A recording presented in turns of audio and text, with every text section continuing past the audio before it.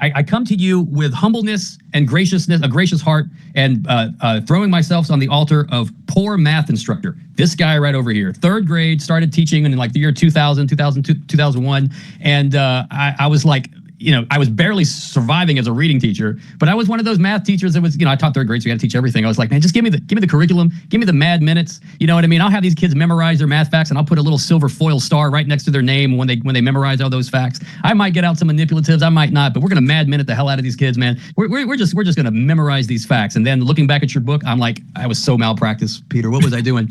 And I always tried to do some good things. I always tried to have some kind of innovative practices. I had a teacher next door to me that had this book by Marilyn Burns. You ever remember Marilyn Burns? Oh, yeah. He knows about Marilyn Burns. And she gave me this book and says, P, your math instruction sucks. Why don't you try to use some of these Marilyn Burns strategies, get these kids involved?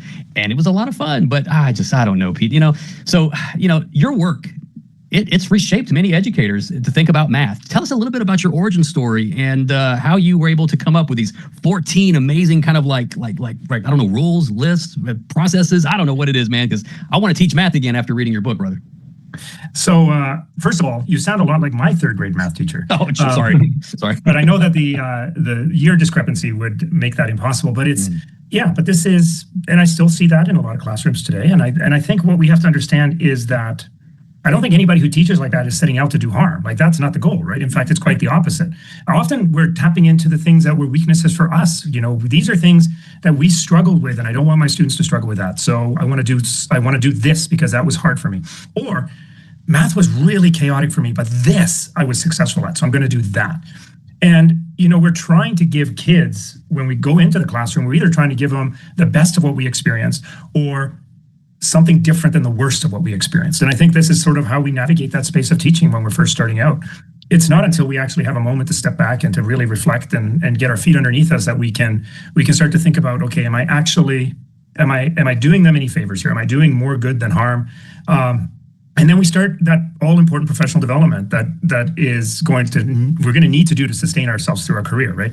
Like you go through teacher education, it's just a drop in the bucket of the things we need to learn to become a teacher, to become an effective teacher. So we work our way forward and we learn more, And for me, when I first started, I was great at telling kids how to do math.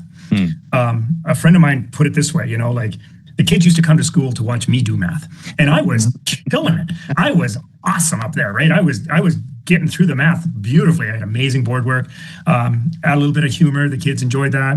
I was really clear, but it's not doing them any favors when we're getting into that space where the students actually need to be successful beyond what we're giving them in that moment.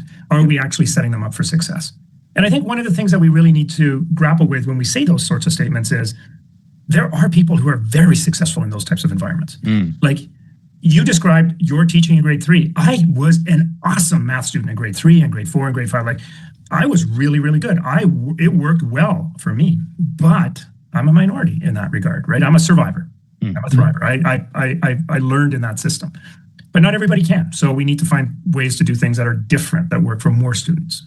And in many ways, that's sort of what my origin story is just coming to this realization that most students spend most of their lessons in math class not thinking, that, and that's a problem because thinking is a necessary precursor to learning, that much of what happens in classrooms and the way classrooms look is unchanged in the last 170 years.